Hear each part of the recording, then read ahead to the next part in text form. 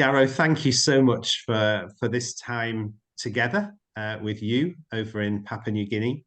Garo, during Lent this year in Lancashire Methodist District, we're going through a report and some resources the National Connectional Methodist Church has done in recent years on a justice-seeking church.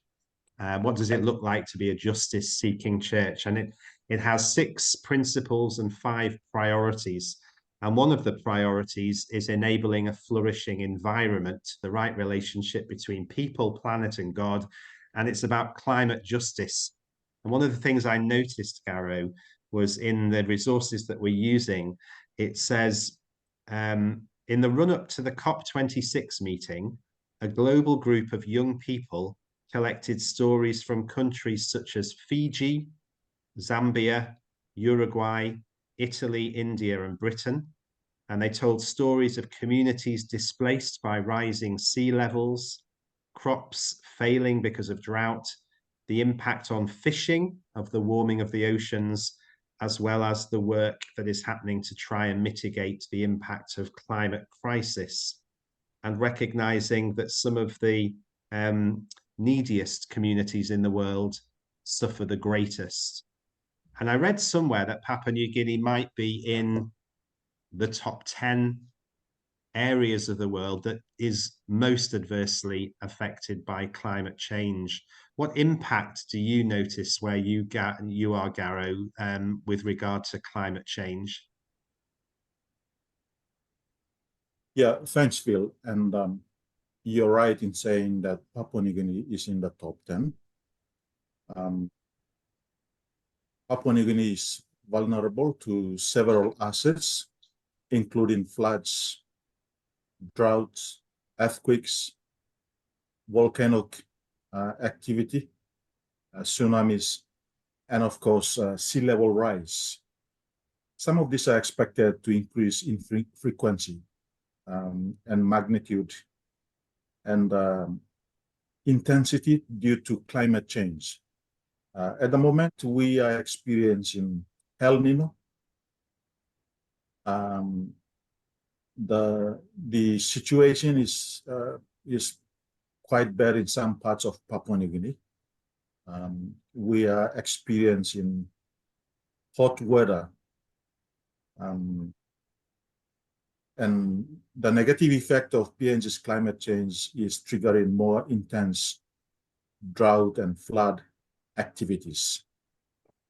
Climate change is now recognized to have a significant impact on disaster management efforts and pose a significant threat to the efforts to meet the growing needs of the most vulnerable populations.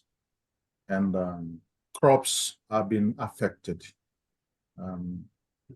Exposure to hazards is significantly and likely to increase, with many rural communities living in flood and landslide risk areas.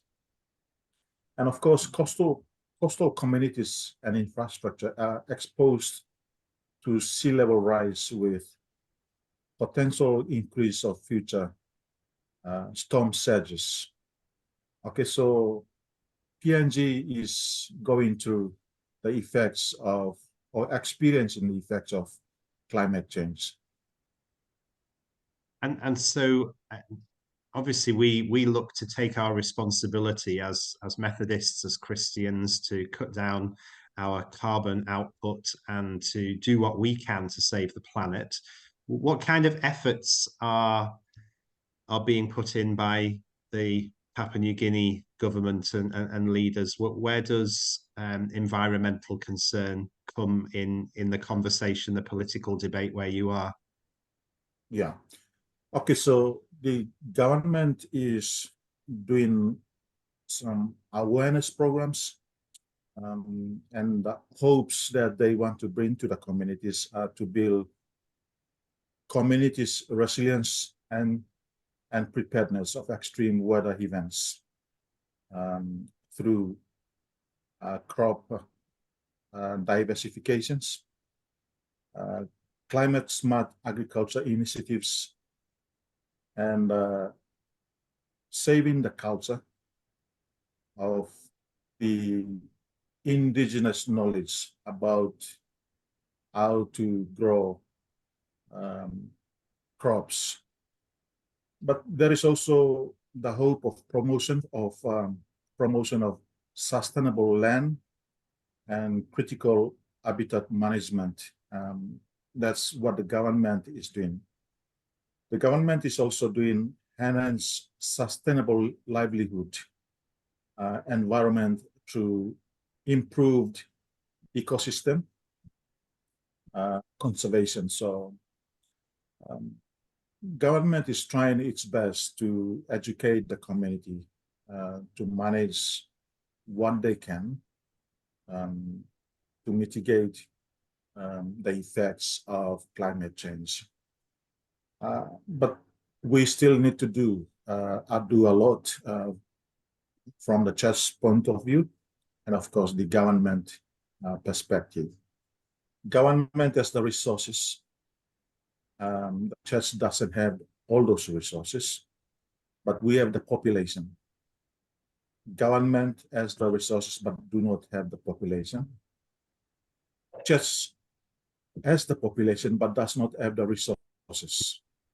Okay, so we have to work hand in hand to make the country aware of the potential effects of climate change.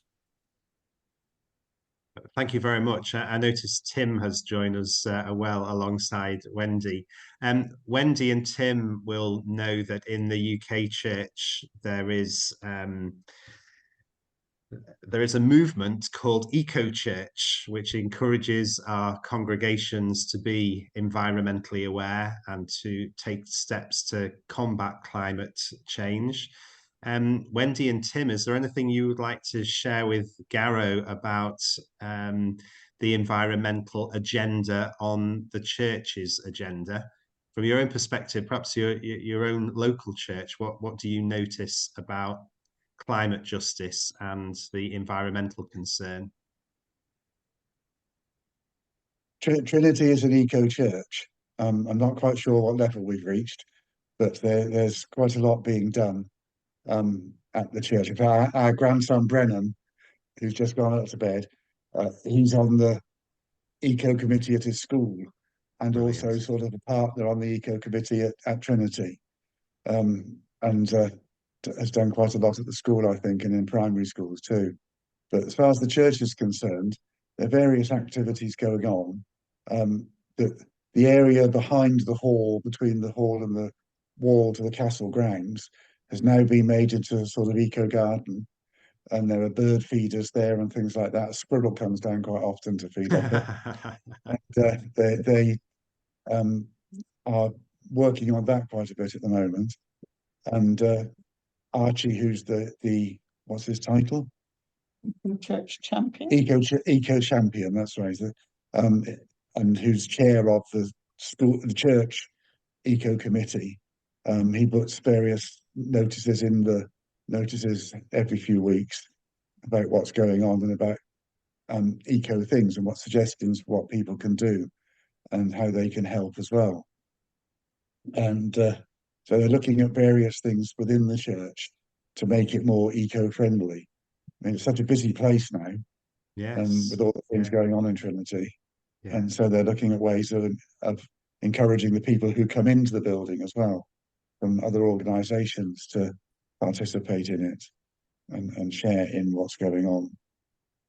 Thank you very much, Tim. Many churches across the Lancashire district are working through bronze and silver and gold as Eco Church, and that's taking steps towards net zero, which is something that the United Methodist Church, the Methodist Church in the United Kingdom, has committed itself to. And there are steps that churches and individuals can take on an action for hope. Wendy, when we listen to Garo, it brings it home to us, doesn't it, that sea levels rising, floods and more extreme weather conditions affect the crops and the livelihoods of some of the neediest communities in the world. And how does that make you feel, Wendy, when you hear what Garo shared with us? Well, I think sometimes it makes me feel, well, do I really take it seriously enough? Huh? People in the Pacific and with a lot of islands, some of them are volcanic and go up higher, but a lot of the islands are low-lying, and therefore their whole countries are endangered. And yeah, it makes me feel sad because there's not a lot we can do. Try and do these things. For the Pacific, it's very difficult. Some islands have nearly disappeared. The smaller ones, outlying islands. Yeah. In the Solomons, around sort of Malaita area particularly, there are some islands that are very threatened, and also out in the Russell Islands and so on. And I mean, when we were in the Solomons, we went to Kiribati just after Christmas one year, and even then, it was being threatened quite a lot. But Kiribati and Tuvalu, particularly Tuvalu, are almost disappeared. Yeah. Kiribati has got hardly anything. Some islands have gone completely, I think. Is that right, Carolyn? Yeah. And others are seriously threatened. And trying to decide what to do with the people, or where the people who live on these islands should go. Garo, let's hear from you again, because I think Wendy is right. There's a couple of things really. Do we take it seriously enough is one, and the second thing is, do the little changes that I make really make a significant difference globally? We might point the finger at other countries, at other industrial places, but how would you encourage us, Garo, that even the little that we do could make a big difference? Yeah, thanks, Phil. Firstly, I to Tim for yeah, it's been a while since we last saw each other, but it's good to see you in this meeting. Yeah, Phil, thank you for that question. And what little you do is big to the developing countries. For instance, Papua New Guinea.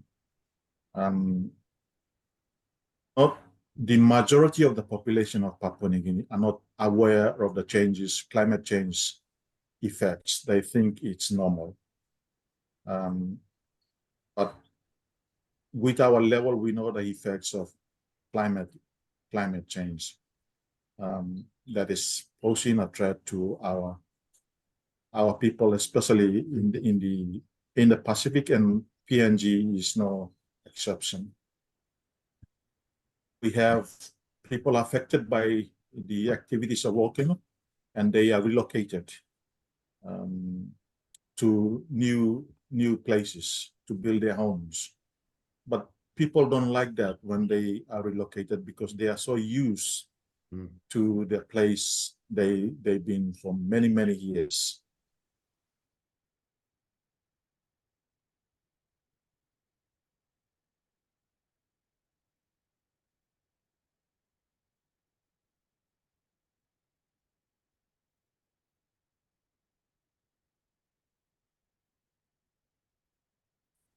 Yeah, I think from your level, from where you are, if you could continue to push it the way you can, remember what little you do is a major development for the developing countries. We from the affected areas make a petition or write letters to the government. I'm not sure if those letters are making any change to our leaders, but some of our leaders represent the country in forums abroad.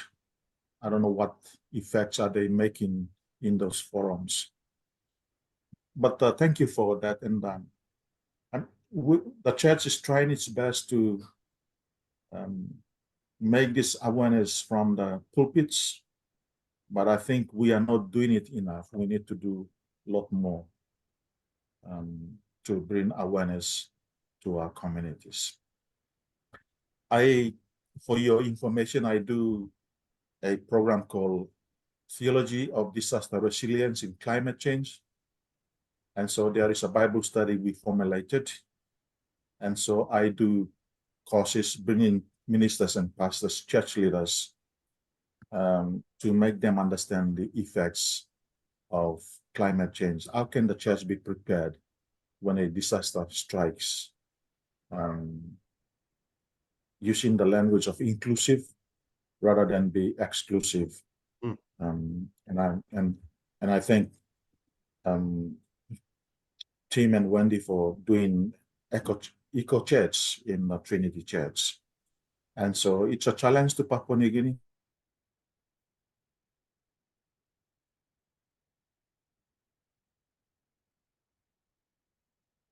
Of the effects of climate change. Just to thank you. I'm fascinated to hear about the Bible study that you do with church leaders. That might be something I might want to find out a little bit more about, Garo. Okay. I'm just wondering, it could be quite interesting to gather some of your ministers, some of our ministers, and do something like that together. I'm just thinking off the top of my head, but to hear it in different contexts, because I mean, actually, Tim and Wendy will know that. I mean, I'm aware in your own circuit, maybe not so much in Clitheroe, but in Worley, there were some big floods a few years ago. We're seeing more extreme weather conditions in the United Kingdom.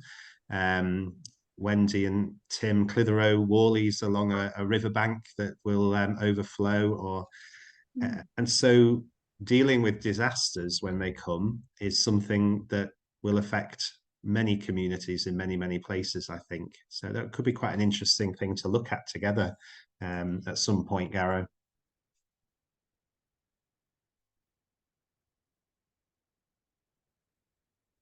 Forward to maybe further conversations regarding that. Yeah, so that's really helpful.